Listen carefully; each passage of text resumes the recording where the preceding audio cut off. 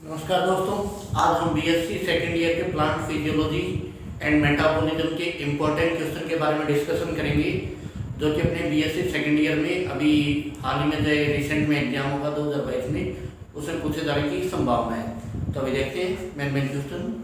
तो इसमें देखिए, सबसे फर्स्ट क्वेश्चन है कि पादप कारिकी का जनक, पादप कारिकी का जनक, पादप कारिकी का जनक। तो पादप कारिकी का जनक है, ये माना जाता है स्टीफन हेल्स को। पादप कारिकी का जनक किसको मानते हैं? स्टीफन हेल्स को, यानी फादर ऑफ प्लांट फिजियोलॉजी किसको मानते हैं? स्टीफन हेल्स को। Father of plant physiology Stephen Hales. Second question पूछा जाता है, यानी भारतीय पादप कारिकी का जनक, भारतीय पादप कारिकी का जनक, भारतीय पादप कारिकी का जनक, तो यानी father of Indian plant physiology. तो father of Indian plant physiology ये माना जाता है जगदीश चंद्र बोस, जेसी बोस को, Jagdish Chandra Bose. Father of Indian plant physiology किसको मानते हैं? जगदीश चंद्र बोस को। अनदर क्वेश्चन आता है, यानी प्रासरण, प्रासरण, प्रासरण को अपने बोलते हैं ऑस्मोसिस। क्या बोलते हैं? ऑस्मोसिस। तो प्रासरण शब्द किसने दिया? तो ये क्वेश्चन भी काफी पूछा जाता है। तो प्रासरण शब्द ये दिया था एबी नॉलेट ने। साइंटिस्ट कौन था? एबी नॉलेट। प्रासरण शब्द किसने दिया? एबी नॉलेट ने। अनदर क्वेश्चन आता है कि प्रासरण दाब, प्रासरण दाब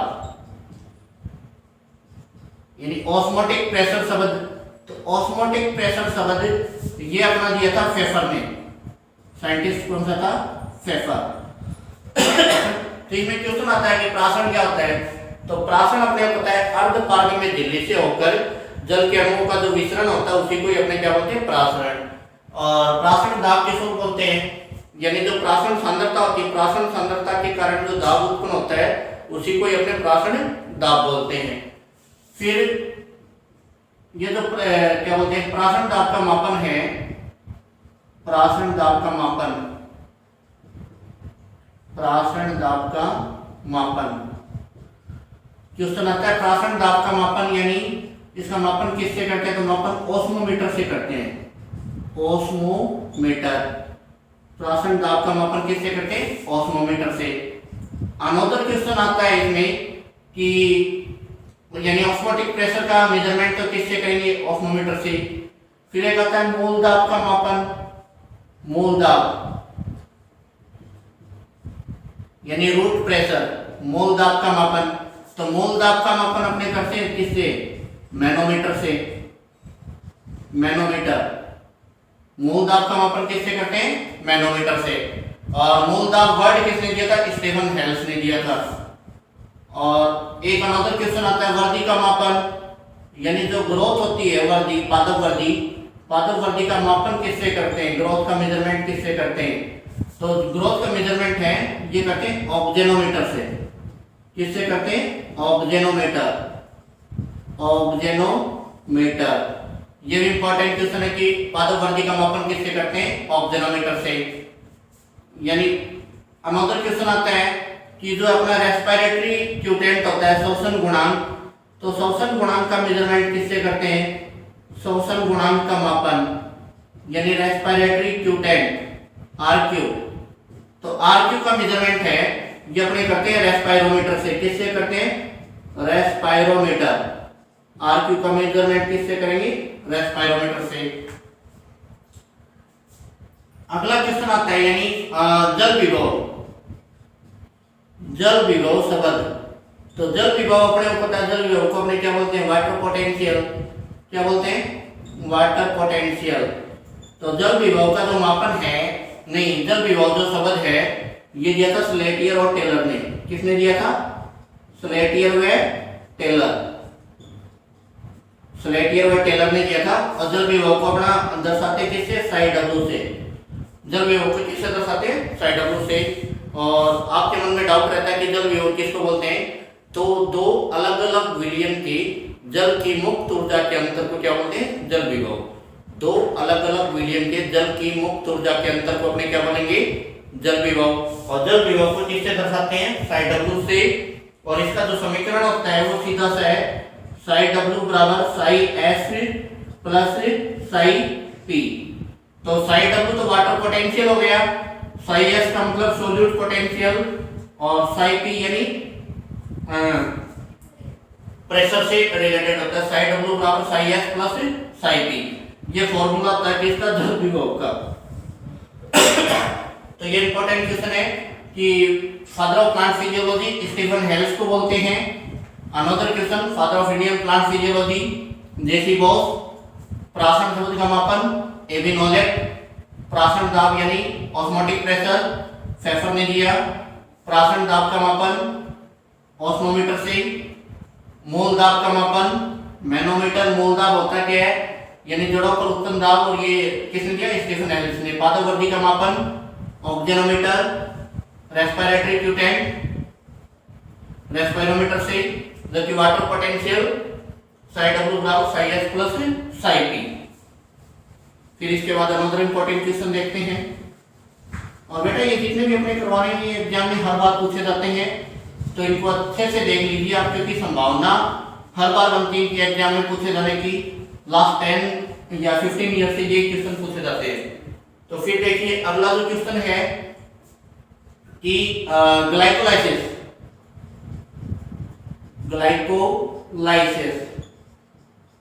तो ग्लाइकोलाइसिस कहां पर संपन्न होता है,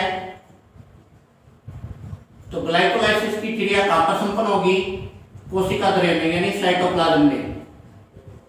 ग्लाइकोलाइसिस की क्रिया कहां पे संपन्न होती है, कोशिका द्रव्य यानी साइटोप्लाज्म में।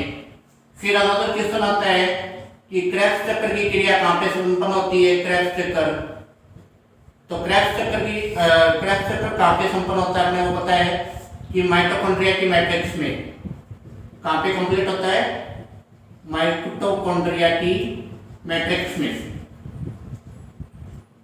माइटोकॉन्ड्रिया की मैट्रिक्स में। उसके बाद अनदर क्वेश्चन आता है एंजाइम वर्ड, एंजाइम शब्द। तो एंजाइम शब्द किसने दिया था, एंजाइम शब्द फर्स्ट टाइम दिया था कोहने ने। किसने दिया था, कोहने, साइंटिस्ट का नाम। फिर वाष्पोत्सर्जन से रिलेटेड आता है कि सक्रिय पोटेशियम आयन परिवहन सिद्धांत किसने दिया, सक्रिय potassium ion, active potassium ion transportation theory, सक्रिय पोटेशियम आयन परिवहन सिद्धांत। तो सक्रिय पोटेशियम आयन परिवहन सिद्धांत ये अपना दिया था लेविट ने। किसने दिया था, साइंटिस्ट का नाम था लेविट। और इसमें क्या होता है कि ये पर्णरंध्रों के खुलने व बंद होने की क्रिया विधि होती है। जब अपने पर्णरंध्र यानी स्टोमेटा क्या होते हैं, स्फीत होते हैं, तो पर्णरंध्र खुल जाते हैं। और जब स्टोमेटा क्या होंगे, सलत होंगे, तो अपने जो पर्णरंध्र होते हैं वो बंद हो जाते हैं। फिर वाष्पोत्सर्जन एक आवश्यक बुराई है। वाष्पोत्सर्जन एक आवश्यक बुराई है। वाष्पोत्सर्जन एक आवश्यक बुराई है।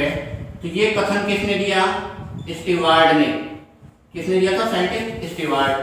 फिर अनदर क्वेश्चन आता है वाष्पोत्सर्जन एक अपरिहार्य बुराई है। सेम में बेटा देख लेना थोड़ा, अपरिहार्य और आवश्यक। आवश्यक तो स्टीवार्ड ने दिया, जबकि अपरिहार्य शब्द दिया था कर्टिस। साइंटिस्ट कौन था, कर्टिस।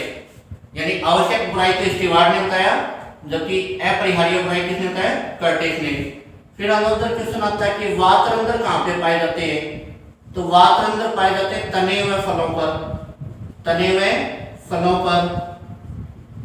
और इनके द्वारा टोटल वाष्पोत्सर्जन का कितना प्रतिशत होता है, केवल 1% होता है। कितना, टोटल वाष्पोत्सर्जन का केवल ये कितना परसेंट करते हैं, यानी जो अपना टोटल वाष्पोत्सर्जन होता है उसका केवल ये 1% ही करते हैं। उसके बाद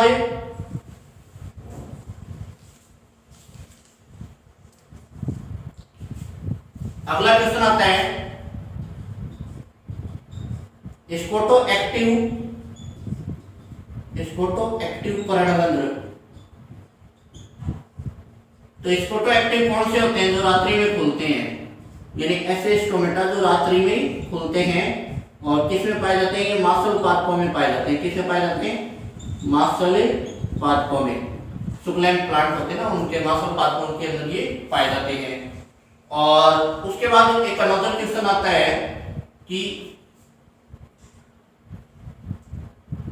यानी अनदर क्वेश्चन ये है कि क्रेब्स चक्कर में 5 कार्बन युक्त, तो 5 कार्बन युक्त कौन सा होता है क्रेब्स चक्कर में, alpha keto glutaric acid. Alpha keto glutaric acid में 5 कार्बन होते हैं, किसमें, क्रेब्स चक्कर में। उसके बाद तो ये ग्लाइकोलाइसिस कहां पे कंप्लीट होगा, कोशिका द्रव्य में। और ग्लाइकोलाइसिस क्या होता है, ग्लूकोज का बाइकार्बोनेट में कन्वर्जन। फिर क्रेब्स चक्कर माइटोकॉन्ड्रिया की मैट्रिक्स में एंजाइम शब्द पूर्णे ने, active potassium ion theory Levitt ने, वाष्पोत्सर्जनिक आवश्यक बुराई स्टीवार्ट ने, वाष्पोत्सर्जनिक अपरिहार्य बुराई कर्टिस ने।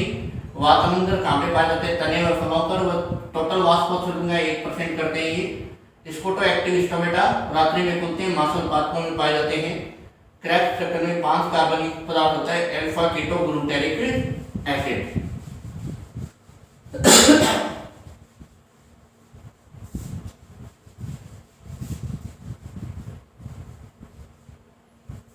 उसके बाद अनोदर अपना इंपॉर्टेंट टॉपिक आता है, इसी में देखते हैं दीप्तिकालिकता।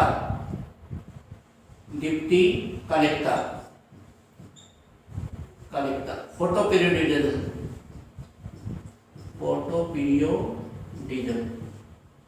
तो दीप्तिकालिकता की खोज है ये किसने की थी, गार्नर व एलार्ड ने। किसमें की, मैरीलैंड मैमथ में की थी। मैरीलैंड मैमथ तंबाकू की किस्म होती, मैरीलैंड मैमथ इसमें की। और दीप्तिकालिकता के लिए उत्तरदायी हार्मोन, दीप्तिकालिकता के लिए उत्तरदायी हार्मोन। तो दीप्तिकालिकता के लिए उत्तरदायी हार्मोन होता है फ्लोरिजन। कौन सा हार्मोन होता है, फ्लोरिजन। और उत्तरदायी वर्णक कौन सा होता है, उत्तरदायी वर्णक। तो दीप्तिकालिकता के लिए उत्तरदायी वर्णक है अपना फाइटोक्रोम। कौन सा है, फाइटोक्रोम। फिर प्रकाश संश्लेषण कैसी अभिक्रिया है, ऊष्माशोषी है। प्रकाश संश्लेषण कैसी अभिक्रिया है, ऊष्माशोषी अभिक्रिया है। जबकि श्वसन कैसी है, श्वसन इसके अपोजिट होती है। श्वसन कैसी होती है, ऊष्माक्षेपी। श्वसन कैसी अभिक्रिया होती है, ऊष्माक्षेपी। उसके बाद आता है बसंतीकरण के लिए उत्तरदायी हार्मोन। बसंतीकरण के लिए उत्तरदायी हार्मोन। तो बसंतीकरण के लिए उत्तरदायी हार्मोन होता है वर्नेलिन। कौन सा होता है, वर्नेलिन हार्मोन बसंतीकरण के लिए उत्तरदायी होता है। फिर अगला क्वेश्चन आता है क्रांत शारीरिकी किसमें पाई जाती है, क्रांत शारीरिकी यानी क्रांत एनाटॉमी किसमें मिलेगी, C4 पादपों में। किसमें मिलती है, C4 पादपों में क्रांत शारीरिकी पाई जाती है। और क्रांत शारीरिकी में क्या होता है, जैसे डबल सेल्स होती है, बंडल सिल सेल और मेसोफिल सेल। तो एक में क्लोरोप्लास्ट छोटा होता है, एक में बड़ा होता है, एक में ग्रेना सुविकसित होता है और एक में ग्रेना अलग विकसित होता है। तो इसी मैटर को अपने क्या बोलते हैं, क्रांत शारीरिकी या क्रांत एनाटॉमी C4 प्लांट के अंदर ये पाई जाती है।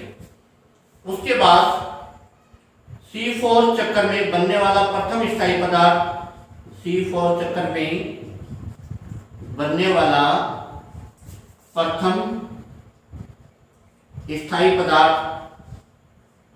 तो C4 चक्कर में प्रथम स्थायी पदार्थ बनता है OAA, ऑक्जेलो एसिटिक एसिड। जबकि C3 चक्कर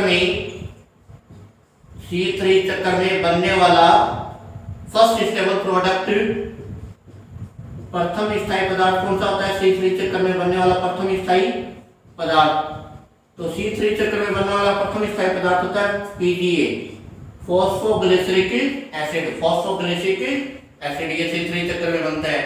C4 में फर्स्ट स्टेबल प्रोडक्ट होता है ऑक्जेलोएसिटिक एसिड, जबकि C3 चक्र में फर्स्ट स्टेबल प्रोडक्ट होगा फॉस्फोग्लिसरिक एसिड।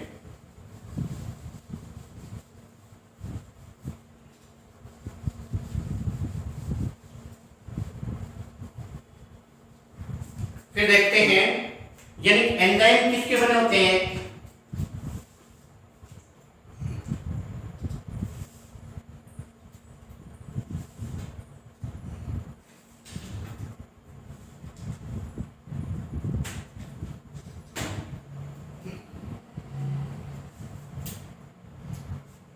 एंजाइम किसके बने होते हैं, एंजाइम प्रोटीन के बने होते हैं। तो आरएनए से बना एंजाइम कौन सा होता है, आरएनए से बना एंजाइम होता है राइबोजाइम। आरएनए से बना हुआ एंजाइम कौन सा होता है, राइबोजाइम। आरएनए से बना हुआ एंजाइम, राइबोजाइम एंजाइम किससे बना होता है, आरएनए से। फिर आता है कि प्राकृतिक एंजाइम, प्रथम प्राकृतिक एंजाइम जब खोजा गया तो प्रथम प्राकृतिक एंजाइम कौन सा था, जाइमेज।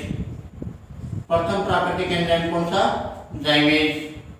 उसके बाद जैसे क्लोरोफिल ए का फॉर्मूला पूछ लेते हैं एग्जाम में, तो C55H72O5N4Mg। क्लोरोफिल बी का पूछ लेते हैं तो C बी का हो जाएगा C55H70O6N4Mg। ये ए और बी के फॉर्मूले होते हैं। फिर क्वांटासोम शब्द, क्वांटासोम शब्द, तो क्वांटासोम शब्द दिया पार्क और बिगिंस ने, पार्क व बिगिंस ने। और क्वांटासोम होता क्या है, प्रकाश संश्लेषण की इकाई, प्रकाश संश्लेषण की यूनिट ऑफ फोटोसिंथेसिस होता है, यानी वर्णकों का समूह होता है, प्रकाश संश्लेषण की इकाई भी बोल देते हैं। और इसमें क्लोरोफिल के कितने मॉलिक्यूल पाए जाते हैं, 230 अणु, 230 से 250 के 230 मामलों में 230 अणु इसमें पाए जाते हैं, किसके, क्लोरोफिल के, किसमें, क्वांटासोम में। उसके बाद अपना क्वेश्चन आता है कि कार्बोहाइड्रेट का शोषण गुणांक, कार्बोहाइड्रेट का शोषण गुणांक, तो कार्बोहाइड्रेट का शोषण गुणांक कितना होता है, अपने को पता है 1 ही होता है। कार्बोहाइड्रेट का शोषण गुणांक कितना होता है, 1। उसके बाद पूछे कि अपना द्वितीयक उपापचय यानी सेकेंडरी मेटाबोलाइट, तो द्वितीयक उपापचय कौन से होते हैं, वे उपापचय जो उपापचय क्रियाओं में भाग नहीं लेते हैं उनको द्वितीयक उपापचय बोलते हैं। और ये होते हैं जैसे एल्केनॉइड, फ्लेविनॉइड, एल्केनॉइड, फ्लेविनॉइड, टर्पेनॉइड, एल्केनॉइड, फ्लेविनॉइड, टर्पेनॉइड, ये क्या होते हैं, सेकेंडरी मेटाबोलाइट। ये प्राइमरी मेटाबोलाइट एक्टिविटी जैसे फोटोसिंथेसिस, रेस्पिरेशन, ऑस्मोसिस, डिफ्यूजन, इनके अंदर ये इंक्लूड नहीं होते, एल्केनॉइड, फ्लेविनॉइड और टर्पेनॉइड। तो बेटा आज अपन ने इंपॉर्टेंट क्वेश्चन के बारे में डिस्कशन किया है, प्लांट फिजियोलॉजी और मेटाबॉलिज्म के। ये जो क्वेश्चन है अपने बीएससी सेकेंड ईयर के और मेन एग्जाम के लिए इंपॉर्टेंट है ही, और साथ ही ये क्वेश्चन अपने RPSC first grade, NEET, lab assistant और अन्य जितने भी जो कॉम्पिटिटिव एग्जाम है जिनके अंदर प्लांट फिजियोलॉजी का मैटर है, तो उनके लिए काफ़ी यूजफुल क्वेश्चन है। तो इनको ज़्यादा से ज़्यादा शेयर करें और लाइक करें और चैनल को अपने सब्सक्राइब करें। और अनदर वीडियो अपने लेके आएंगे प्लांट फिजियोलॉजी का, जिसमें अनदर क्वेश्चन पे अपने डिस्कशन करेंगे। और प्लीज़ आप चैनल को सपोर्ट जरूर कीजिए, कि सपोर्ट बहुत कम आ रहा है, तो आपसे उम्मीद है कि चैनल को सपोर्ट करेंगे, लाइक करेंगे और सब्सक्राइब करेंगे। Thank you.